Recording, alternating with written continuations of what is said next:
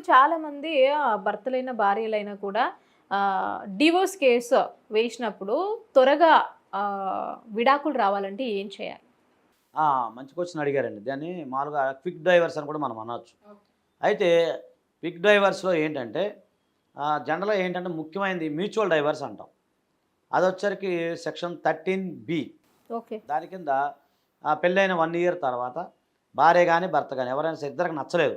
సరే మనం విడిపోదాం అనుకున్నప్పుడు ఏంటంటే వీళ్ళిద్దరూ ఒక ఎంఓయూ రాసుకోవాలండి. మ్యూచువల్ అండర్‌స్టాండింగ్ అంటాం. అంటే ఇచ్చిపుచ్చుకున్నాలు ఉంటాయి కదా! మామూలుగా ఉదాహరణకు పెళ్ళయింది. పెళ్ళైన తర్వాత ఏదో ఈళ్ళింత ఇచ్చారు, ఈళ్ళింత ఇచ్చారు. అవి ఎలా చేయాలి? అలాగే మహిళలకి మెయింటెనెన్స్ హక్కు ఉంటుంది భవిష్యత్తులో. మేము మెయింటెనెన్స్ వేయకుండా ఉండటం, అలాగే క్రిమినల్ కేసులు పెట్టకుండా ఉండటం కోసం. అలాగే ఒక్కళ్ళ జీవితాల్లో ఇంకొకరు తొంగి చూడకుండా ఉండటం. అంటే ఉదాహరణ మేము చూసాం. ఒక కేసు వేసాం మేము. ఆమెకి పెళ్ళైపోయింది. పెళ్ళైపోయి ఇంకొక అతను పెళ్లి చేసుకుంది. కానీ భర్త ఏం చేశాడు? మాజీ భర్త.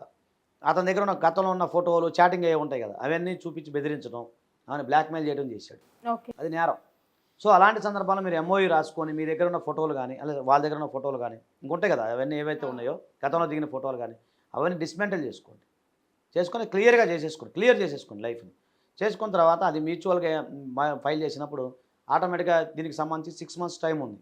అయితే ఏంటంటే క్విక్ డైవర్స్ కూడా వస్తున్నాయి. ఈ మధ్యకాలంలో 1 మంత్, 2 మంత్స్ కూడా జడ్జి గారు ఇస్తున్నారు. కాకపోతే ఏంటంటే మీరు ఏదైనా ఉంటే మీరు ముందే మాట్లాడుకొని చేసుకోవచ్చు. అది 6 మంత్స్ తర్వాత డైవర్స్ వస్తాయి. అది క్విక్ డైవర్స్ అండి. అదొకటి ఉంటుంది.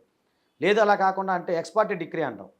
అంటే ఏంటంటే మామూలుగా ఈ ఏదో సమ్ ఎక్స్‌వైజెడ్ గ్రౌండ్స్‌తో ఈ భార్య కానీ, భర్త కానీ ఫైల్ చేసినప్పుడు ఎదుటి వాళ్ళు కనుక కోర్టుకి అటెండ్ కాకపోతే కోర్టు వారు విచారించి ఆటోమేటిక్‌గా వన్ సైడ్ డైవర్స్ ఇచ్చేస్తారు. అది ఇద్దరికి ఉపయోగపడుతుంది. అదేమి ఇబ్బంది ఏమి ఉండదు. దానిలో వన్ సైడ్ డైవర్స్ ఇచ్చే అవకాశం ఉంటుంది. దాన్ని మామూలుగా ఏంటంటే మనం అది కూడా క్విక్ డైవర్స్ అని కూడా చెప్పే అవకాశం ఉంటుంది. సో, ఈ 2 చేసుకోవాల్సి వస్తుందండి. చాలామంది ఏంటంటే తెలియక చాలామంది బయటికెళ్ళి నోటరీ చేయించేసుకొని నోటరీలో రాయించేసుకుని అమ్మాయి మనకు డైవర్స్ అయిపోయినాయి అనుకుంటారు. కానీ చెల్లదు. నోటరీ డైవర్స్ అనేవి బయట చెల్లవు. అలాగే పెద్ద మనుషుల్లో రాసుకునే ఒప్పందాలు, పెద్ద మనుషులు చేసే డైవర్స్ అనేవి కూడా చెల్లవు. సో, అది మాత్రం మనం కొద్దిగా జాగ్రత్తగా ఆలోచించుకోవాలి. అందుకని ఏదైనా సరే ఒక అడ్వకేట్‌ని సంప్రదించి మనం చేసుకుంటూ వస్తున్నాం.